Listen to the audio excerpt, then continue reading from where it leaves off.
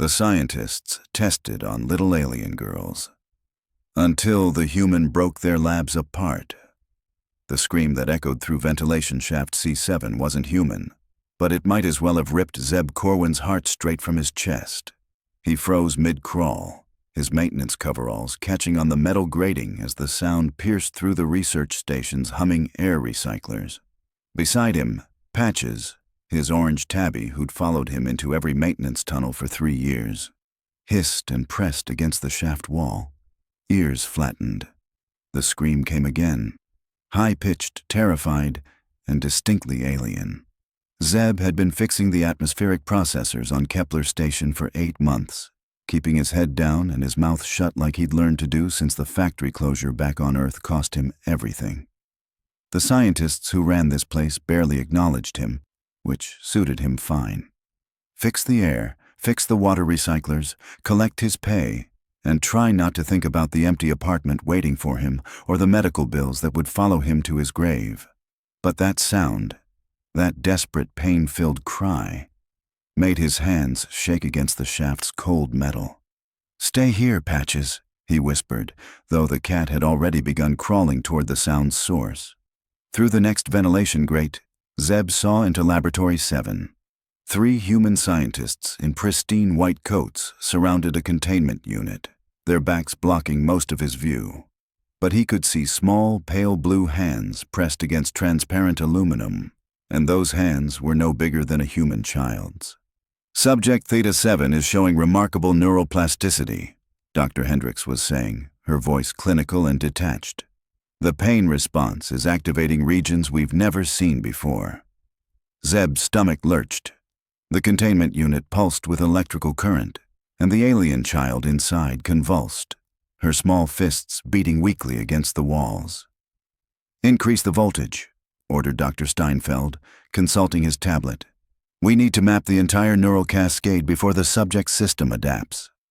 The scream that followed made Patches yowl in distress. The cat squeezed through the grate slats and dropped into the lab before Zeb could stop him. But instead of running, Patches positioned himself directly in front of the containment unit and began purring. A deep, rumbling sound that somehow harmonized with the alien child's cries. The effect was immediate. The child's convulsions slowed, and she pressed her small hands against the containment unit's front wall, right where Patches sat. Her large, silver eyes, too old for such a small face, fixed on the cat with desperate hope. "What the hell?" Dr. Hendricks spun around. "How did that animal get in here?" Zeb didn't remember making the decision to kick out the ventilation grate. He just found himself dropping into the laboratory, his work boots hitting the sterile floor with a bang that made all 3 scientists jump. "The air recycler in here is malfunctioning," he said, his voice steady despite the rage building in his chest. "I need to run diagnostics." "You can't be in here during an active experiment," Dr. Steinfeld snapped. "This is a contaminated environment." Zeb ignored him, walking directly to the containment unit. The alien child couldn't have been more than 6 years old in human terms, her pale blue skin marked with silver patterns that seemed to shift and flow like living metal. She wore a simple gray garment that looked more like a medical gown than clothing, but it was her eyes that destroyed him. Silver pools filled with pain and a terrible, ancient sadness. "Please," she whispered in perfect, accented English, her small hand touching the barrier where his approached from the outside. "Help me." Something inside Zeb's chest cracked wide open. He'd spent 2 years building walls around his heart after losing his daughter in the medical center fire, telling himself he was done protecting anyone but himself. But this small, tortured being with her silver eyes and desperate plea shattered every defense he'd constructed. "Turn it off," he said quietly. "Excuse me?" Dr. Hendricks's voice rose an octave. "Turn off whatever you're doing to her. Now." Dr. Steinfeld stepped between Zeb and the containment unit. "You don't understand the importance of this research. This alien child possesses neural pathways we've never encountered. Her pain responses are teaching us about consciousness itself." Zeb looked at the man, really looked at him. soft hands that had never done a day's real work, expensive clothes under that lab coat. The kind of person who saw everything as data points and profit margins. The kind of person who would have called his daughter's death an acceptable loss in their cost-benefit analysis. "I understand just fine," Zeb said, and his hand found the main power coupling for the containment unit. "You're torturing a child." He yanked the coupling free with the casual expertise of someone who'd been fixing broken systems his entire life. The containment unit's electrical field died instantly, and its walls retracted with a soft hiss. The alien child collapsed forward, and Zeb caught her small, trembling body against his chest. She weighed almost nothing, and her skin was fever-hot despite its alien coolness. Patches immediately twined around them both, his purring intensifying. "You have no idea what you've done," Dr. Hendricks hissed, reaching for an emergency communicator. "She's contaminated, dangerous. She needs to be contained." The child stirred in Zeb's arms, and for just a moment, her silver eyes flared with an inner light. Every piece of electronic equipment in the laboratory, monitors, computers, containment units, flickered and died in perfect synchronization. "I think," Zeb said, as emergency lighting bathed the lab in red, "she's had enough of being contained." And as he carried the alien child toward the laboratory's exit, with Patches leading the way like a small orange guardian, Zeb made a choice that would change everything. He was done walking away from people who needed him, even if they weren't entirely people at all. The child hadn't spoken since the laboratory, but she clung to Zeb with surprising strength as he carried her through the station's maintenance corridors. Patches trotted ahead, tail high, occasionally looking back as if checking on his new charges. Zeb's quarters were small and utilitarian.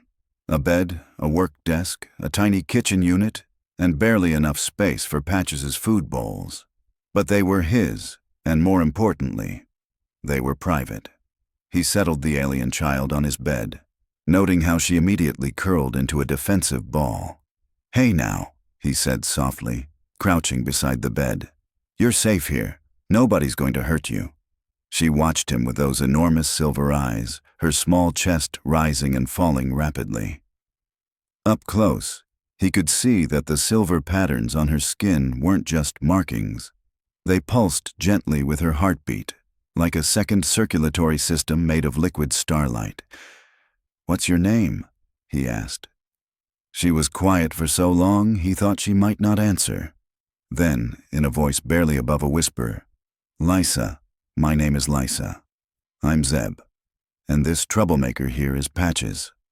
As if understanding the introduction, Patches hopped onto the bed and settled beside Lysa, carefully positioning himself so she could pet him if she wanted. She reached out tentatively, her small blue fingers stroking the cat's orange fur.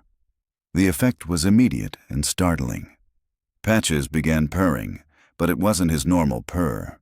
This was something deeper, more musical, with harmonics that seemed to resonate through the room itself. And as he purred, Lysa's breathing slowed, her defensive posture relaxing. "He likes you," Zeb observed. "He has a kind spirit," Lysa said, her voice already stronger. "Animals always know. They see the light inside people." She looked up at Zeb. "You have a very bright light. That's why the machine stopped working when you held me." Zeb blinked. "The machine stopped because you made them stop." "No," she said, shaking her head. "I can only do that when I'm touching someone with light. The scientists, they had no light. Their machines worked fine." Before Zeb could process this fully, his door chimed.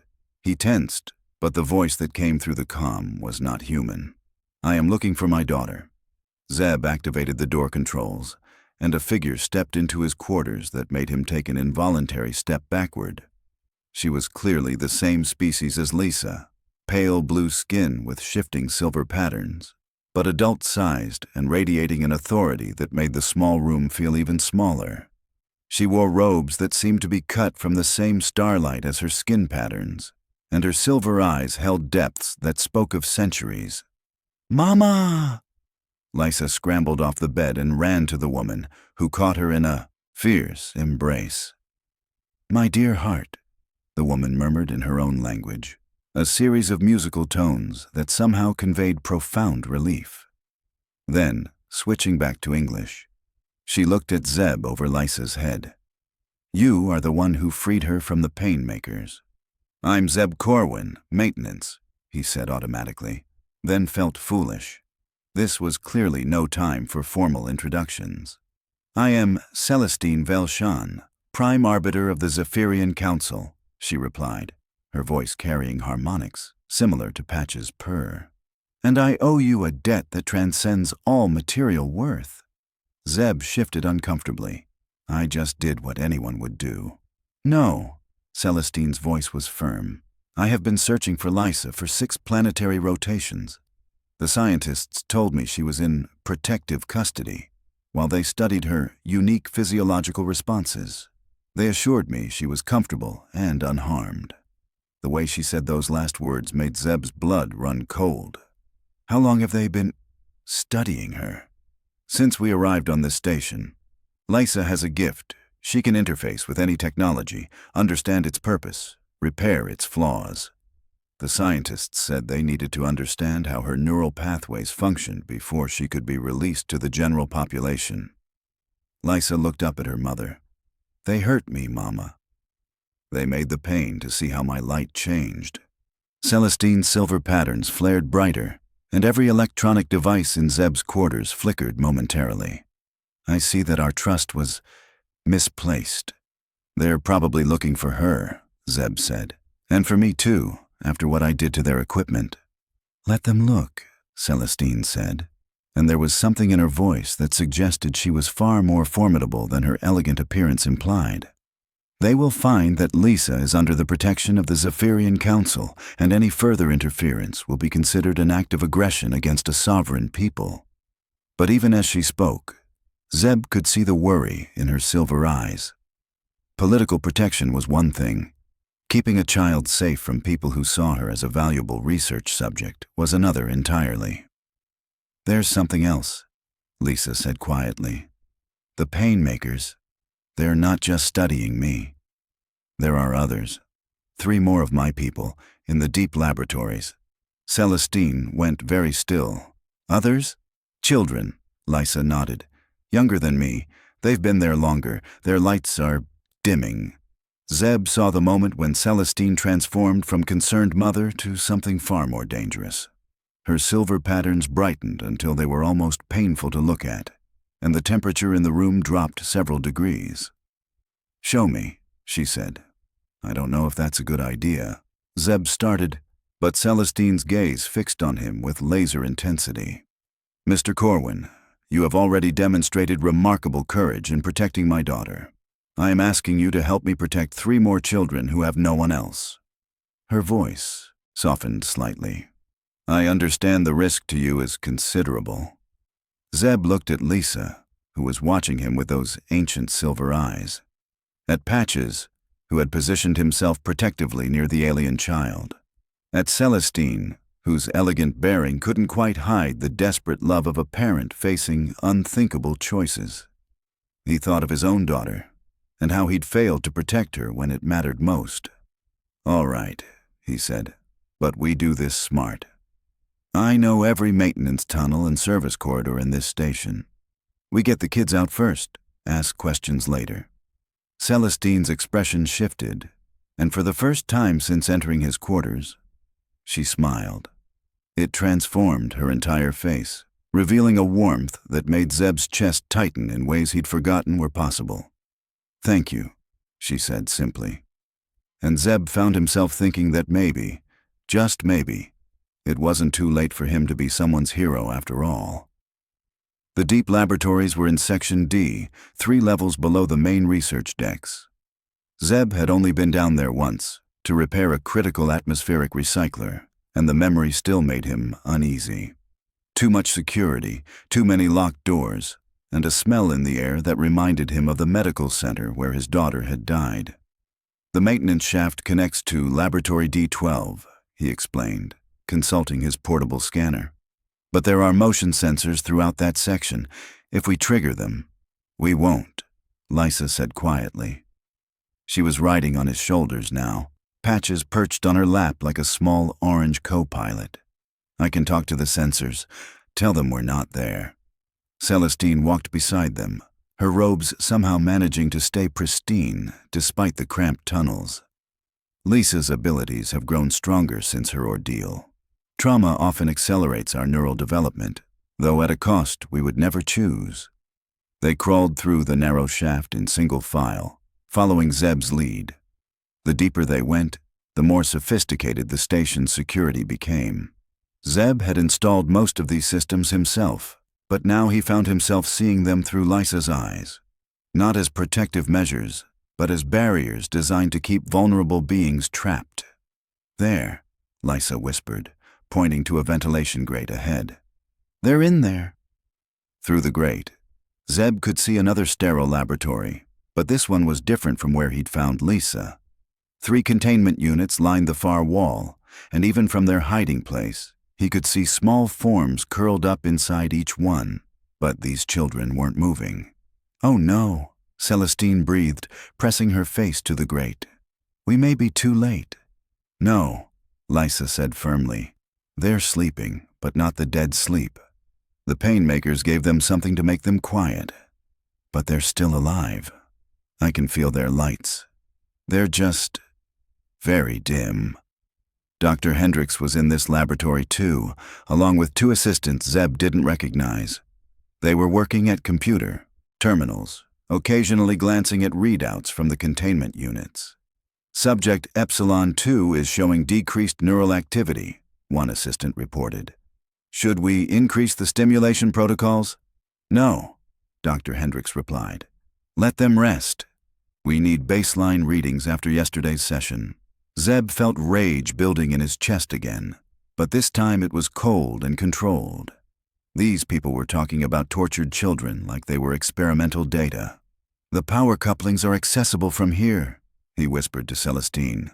"I can shut down all 3 containment units simultaneously, but we'll need to move fast. They'll call security the moment their systems fail." "I can help," Lysa said. "Once the barriers are down, I can wake the others. And I can make sure their communication systems don't work." Celestine nodded grimly. "Do it." Zeb had never worked so carefully or quickly in his life. Each power coupling had to be disconnected in precisely the right sequence, or the containment units would trigger emergency lockdown instead of releasing. His hands moved with the expertise of someone who'd spent decades making broken things work again. The first unit powered down with a soft hiss, then the second. Then the third. "What the hell?" Dr. Hendricks spun around just as 3 small Zephyrian children tumbled out of their prisons. But these children were in much worse condition than Lysa had been. They were thinner, their silver patterns dim and flickering erratically. The smallest, who couldn't have been more than 4 in human terms, simply collapsed to the floor and didn't get up. Lysa dropped through the ventilation grate like a small blue angel, Patches landing beside her with feline grace. The moment her feet touched the laboratory floor, every computer screen in the room went dark. "You cannot take them," Dr. Hendricks said, but her voice lacked conviction now that her equipment had failed. "These subjects are part of vital research that could benefit both our species." "These subjects," Celestine said, dropping through the grate with deadly elegance, "are children, and they are under my protection." Zeb followed, immediately moving to the smallest child, a little girl whose silver patterns were barely visible. When he touched her, her eyes fluttered open, and he saw the same terrible wisdom that had destroyed him in Lysa's gaze. "Are you here to hurt me too?" she whispered. "No, sweetheart," Zeb said, his voice rough with emotion. "I'm here to take you home." The other 2 children, both boys who looked to be Lysa's age, were stirring as well. One of them saw Celestine and immediately began crying in their musical language, a sound that made even Dr. Hendricks step backward. "They've been drugged," Celestine said, her silver patterns now blazing with fury, "and starved, and subjected to pain that no living being should endure. It's research. Dr. Hendricks insisted. We're trying to understand. You're trying to weaponize children, Zeb interrupted, standing with the little girl in his arms. I've seen the requisition orders for your equipment. Military contracts, defense applications. Don't pretend this is about understanding. Lysa had moved to her fellow Zephyrians, and as she touched each one, their silver patterns began to brighten. More importantly, their breathing became stronger, more regular. I can help them heal, she told her mother, but they need to be somewhere safe. Somewhere with light and kindness and no more pain. They need medical attention, Dr. Hendricks said. Proper care from trained professionals. They need, Celestine said with dangerous quiet, to never see the inside of a laboratory again. That's when the alarm started blaring. Zeb had expected this, but the sound still made his heart race. Emergency lockdown protocols would seal all exits within minutes. If they were going to get these children out, it had to be now. The maintenance tunnels, he said. I can get us back to the main levels, but not 5 people and a cat, Celestine finished. The passages are too narrow. Lysa looked up at her mother, then at the 3 children who were now clinging to each other in the center of the laboratory. Mama, remember what you taught me about the deep harmonics? About how our voices can change the shape of things? Celestine's eyes widened. Lysa, you're not strong enough for that kind of working, especially after what you've been through. I'm not alone, Lysa said, and she looked directly at Zeb. I have light to work with. She took his hand, and immediately Zeb felt something flowing between them, warm and electric and profoundly alive. The feeling spread up his arm and into his chest, where it settled around his heart like a protective embrace. Everyone hold hands, Lysa said. And trust me. They formed a chain, Zeb holding the smallest child, connected to one of the boys, who was connected to the other boy, who held Celestine's hand, who held Lysa's hand, who held Zeb's free hand to complete the circle. Patches positioned himself in the center, purring with that strange, harmonic frequency. Lysa began to sing. It wasn't like any human song Zeb had ever heard. It was pure sound made manifest. Notes that seemed to reshape reality around them. The laboratory walls became insubstantial, ghostly. The floor beneath their feet felt solid, but everything else took on the quality of a half-remembered dream.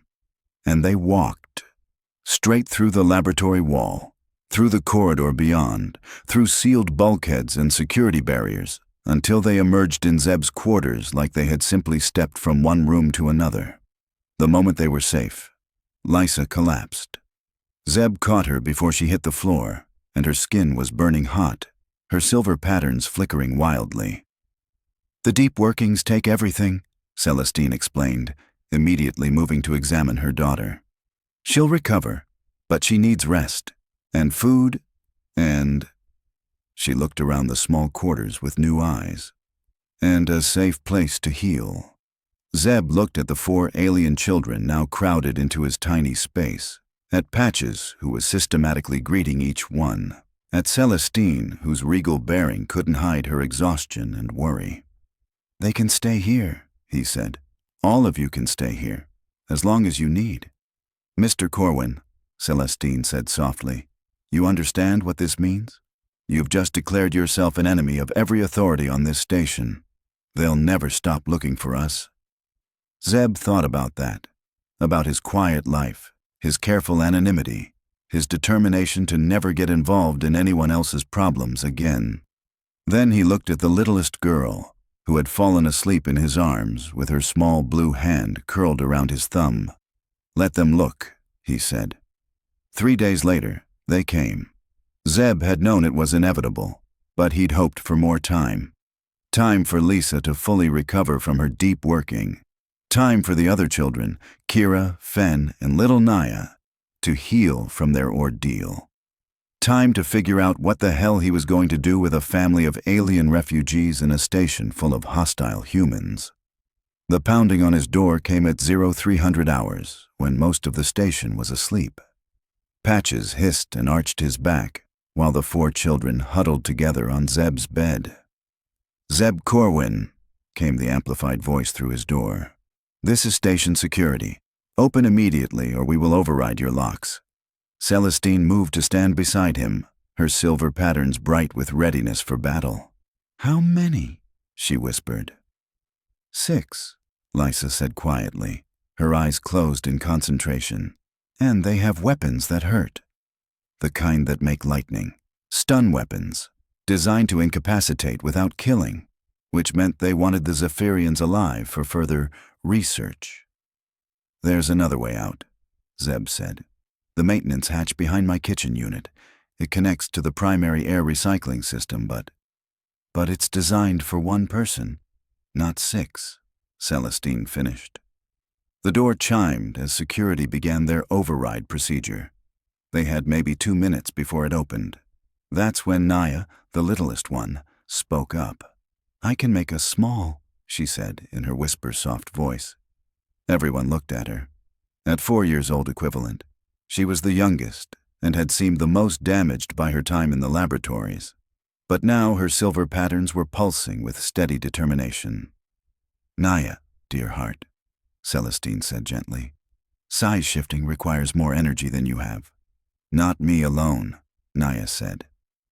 She looked at Fen and Kira, then at Lysa. "All of us together, like Lysa showed us." And she reached for Zeb's hand, with the bright light to help. 30 seconds, came the voice from outside. Zeb didn't hesitate. He scooped Patches up with one arm and took Naya's hand with the other. "Tell me what to do." The children formed their circle again, but this time it was different. Instead of Lysa's song reshaping the world around them, all 4 children began humming in harmony, a sound that seemed to collapse the space between atoms. Zeb felt himself shrinking, the sensation so disorienting he might have panicked if not for Naya's tiny hand anchored in his. His quarters grew enormous around them, his bed becoming a landscape, his kitchen unit towering like a cliff face. But they were small enough now to fit through the maintenance hatch. The door burst open just as they disappeared into the air recycling system, 6 figures in security armor rushing into an apparently empty room. "Sweep for thermal signatures," the team leader ordered. They can't have gone far. But they had. Through air ducts barely large enough for a human child, through filter systems and atmospheric processors, following maintenance pathways that Zeb knew by heart, even at 1/10 his normal size. They emerged in the main cargo bay, where several Zephyrian ships waited in docking berths. As they returned to normal size, Zeb realized they weren't alone. Dozens of Zephyrians in formal robes were gathered around the ships, their silver patterns bright with agitation. "Celestine!" One of them rushed forward, a tall male whose patterns marked him as elderly by Zephyrian standards. "We felt the disturbance." "The children are safe," Celestine said, but her voice carried exhaustion. "Thanks to Mr. Corwin." The elderly Zephyrian looked at Zeb with surprise, then deep assessment. "You are the human who freed them from the painmakers." "I'm the human who did what needed doing," Zeb replied. "Indeed." The Zephyrian bowed formally. "I am Vel Miran, Speaker for the Council. We have come to retrieve our people and address the situation with station authorities." That sounded ominous. "What kind of addressing?"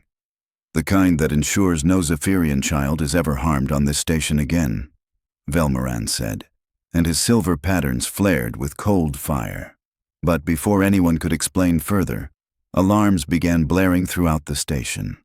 Not security alarms this time. These were the catastrophic system failure warnings that Zeb had hoped he'd never hear. The atmospheric processors, he realized, checking his maintenance scanner. Something's wrong with the main systems. Through the cargo bay's viewports, they could see lights flickering throughout the station. Whatever was happening, it was spreading fast. "It's the painmakers," Kira said suddenly. He was one of the boys they'd rescued, and he'd barely spoken since their escape. "They tried to make me fix their machines. When I wouldn't, they hurt my light. I think I broke something important when I tried to stop the pain." Zeb's scanner was showing system failures cascading through every major processor on the station. Atmospheric recycling, water purification, gravity generation, everything was failing in sequence. "How many people live here?" Celestine asked. 37,000, Zeb answered grimly. "And if the life support systems fail completely, they have maybe 18 hours before the air becomes unbreathable." The station authorities who had been hunting them were now facing the very real possibility that their cruelty had doomed every soul on the station. "Can you fix it?" Velmaran asked. Zeb was already moving toward his emergency repair kit. "I can try, but the damage is in the deep systems. It would take a team of engineers days to repair manually, and we don't have days." "We have something better," Lysa said. She looked at her 3 fellow survivors. "We have the people who understand how the machines think." "Lysa," Celestine warned, "you're still recovering from the deep working. All of you are." "Mama," Lysa said gently, "those people up there aren't all bad. Some of them hurt us, yes, but some of them are just trying to live their lives. Children like we were, families, people who just want to be safe." She looked at Zeb. "You showed us that humans can have light too. Maybe we can show them that Zephyrians can forgive." Zeb felt something break open in his chest, not the painful cracking from when he'd first seen Lysa in the laboratory, but something warm and healing. "What do you need?" "You," she said simply. "Your knowledge of the machines, and your light to help us work. Together we can talk to the entire station. Tell it to remember how to breathe." It was the most ambitious technical repair of Zeb's career, and also the most profoundly intimate. He plugged directly into the station's main diagnostic network while the 4 Zephyrian children placed their hands on his shoulders and sang their harmonic working. Through their combined consciousness, Zeb could suddenly perceive the station not as a collection of mechanical systems, but as a living thing in pain. The atmospheric processors weren't just broken, they were confused, their programming corrupted by Kira's anguished attempt to escape torture. But with the children's help, he could speak to the machines in their own language, could soothe their confusion, realign their purposes, restore their memories of how to sustain life. One by one, the systems came back online. Atmospheric processors resumed their steady breathing. Water recyclers began their endless circulation. Gravity generators settled into their comfortable hum. When it was over, all 5 of them collapsed in exhaustion. But through the viewports, they could see the station's lights burning steady and bright. "Remarkable," Velmaran said softly. "In all our history, we have never seen human and Zephyrian consciousness mesh so completely." Celestine was looking at Zeb with an expression he couldn't quite read. The children aren't the only ones with gifts, it seems. Before Zeb could respond, his communication unit chimed with an incoming message from Station Command. "Mr. Corwin," came the voice of Commander Hayes, the station's senior administrator. "We need to talk." The meeting with Station Command took place in the main conference room, with representatives from both species present. Zeb sat between Celestine and Velmaran, feeling completely out of place in his maintenance coveralls among all the formal uniforms and robes. Commander Hayes looked like she hadn't slept in days. "Mr. Corwin, 3 hours ago, we were facing the complete failure of our life support systems. Our best engineers said it would take weeks to repair the damage, if it could be repaired at all." "Yes, ma'am. You fixed it in 30 minutes. I had help," Zeb said, glancing at the 4 children who sat quietly beside their parents and guardians. They looked so small in the big conference room, but he'd seen what they were capable of when they worked together. "Indeed," Velmaran interjected, "which brings us to the matter of why those children required healing in the first place." Dr. Hendricks shifted uncomfortably in her chair. She'd been conspicuously silent since the meeting began. Commander Hayes's expression hardened. "Dr. Hendricks, I've read your reports on the voluntary research participation of our Zephyrian guests. Would you care to explain how voluntary research involves restraint units and pain stimulation? The subjects, the children, possess unprecedented neural capabilities," Dr. Hendricks said defensively. "Understanding how their minds interface with technology could revolutionize our approach to, could revolutionize our weapon systems." Zeb interrupted quietly. "I've seen the military contracts, Commander. This wasn't about scientific understanding." "Is that true?" Commander Hayes asked. Dr. Hendrix's silence was answer enough. "Dr. Hendrix," the commander said formally, "you are relieved of duty pending a full investigation. Security will escort you to quarters." She turned to Velmaran.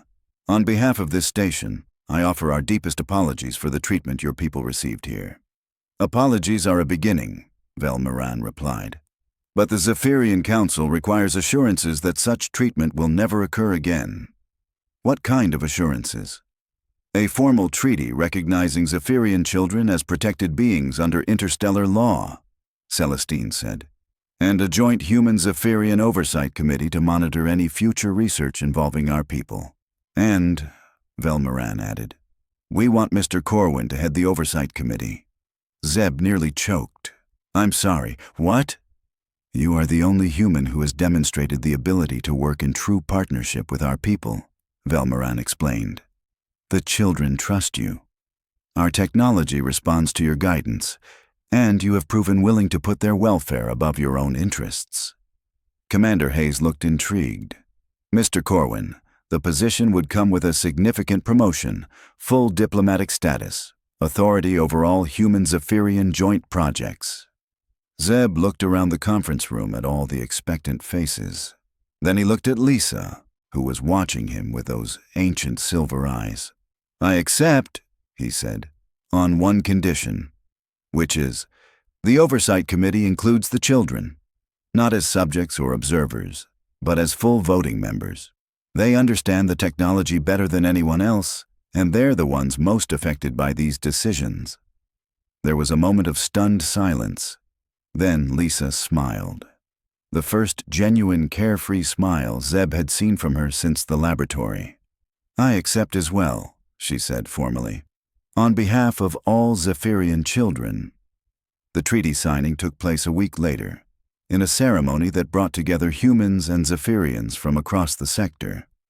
Zeb found himself wearing formal diplomatic attire for the first time in his life, standing beside Celestine as they watched their children, because that's what they were now, their children, add their signatures to the historic document. The Kepler Station Accords, as they came to be known, established the first formal framework for protecting alien children in human space. But more than that, they created the template for true partnership between species, not the exploitation disguised as research that had nearly destroyed 4 young lives, but genuine cooperation based on mutual respect and understanding. "I still can't believe I'm a diplomat," Zeb said to Celestine as they watched Lysa carefully inscribe her name in both human script and flowing Zephyrian symbols. "You were always a diplomat," she replied, her silver patterns warm with affection. "You just didn't know it. Diplomacy isn't about formal protocols. It's about seeing the person behind the differences and choosing compassion over fear." As the ceremony concluded, Velmaran approached them with a document bearing the official seals of the Zephyrian Council.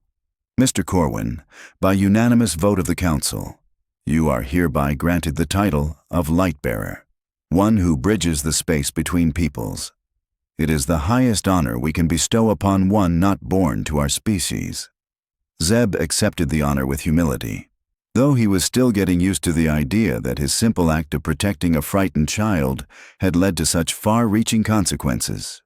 The repair skills he'd learned fixing broken machinery had somehow translated into fixing broken relationships between entire civilizations. But the most meaningful moment came later, in the quiet of his quarters, now expanded to accommodate his unusual family.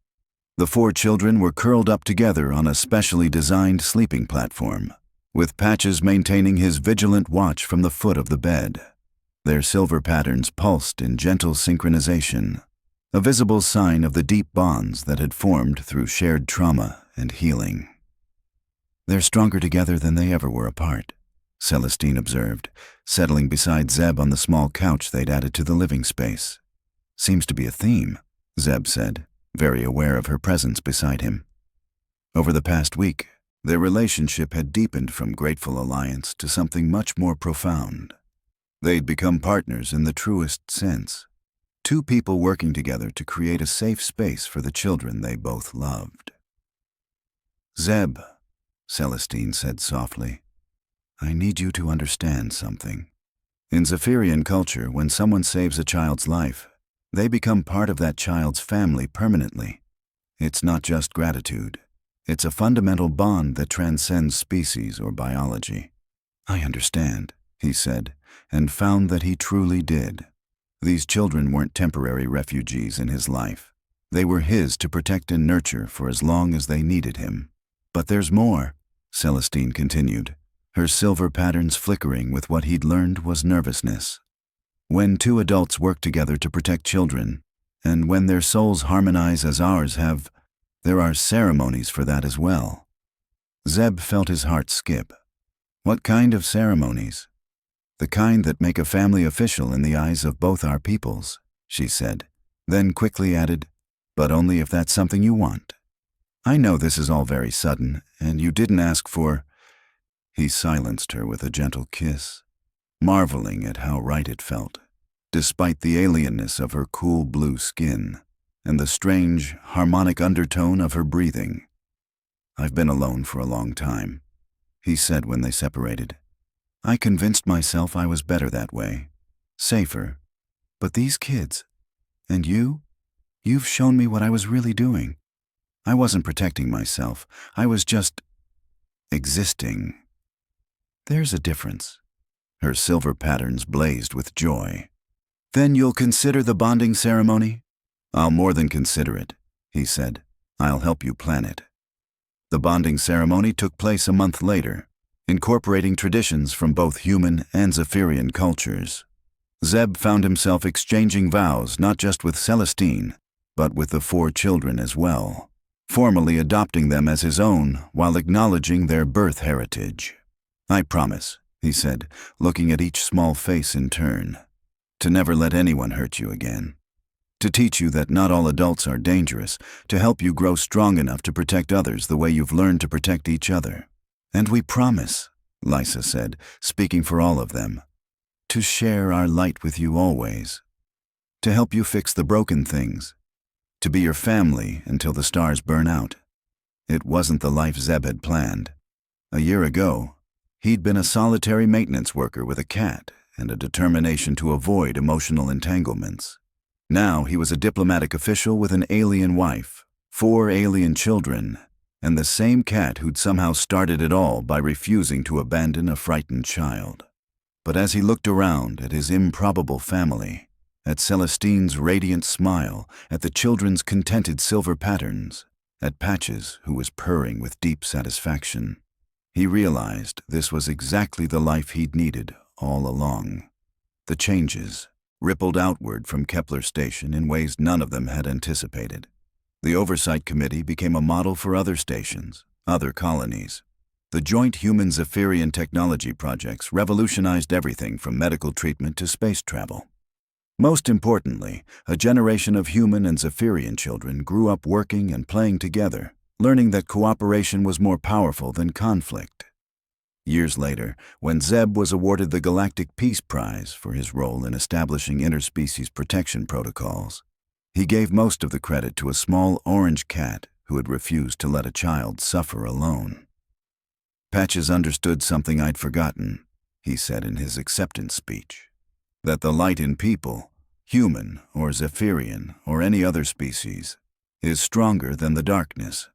And when we choose to share that light instead of hiding it, we can literally reshape the universe." In the audience, Celestine smiled with pride while their children, now teenagers but still his to protect and cherish, glowed with patterns that painted the auditorium in shifting silver light. Patches, now elderly but still dignified, dozed in Lysa's lap with the contentment of a creature who had found his purpose and fulfilled it completely. The maintenance worker who had once fixed broken machines had learned to fix broken souls instead. And in the process, he discovered that some things, love, family, hope, only grew stronger when they were shared across the vast spaces between the stars. The universe was full of light, if you knew how to look for it. And Zeb Corwin, Light-bearer and protector of children, had learned to see it everywhere.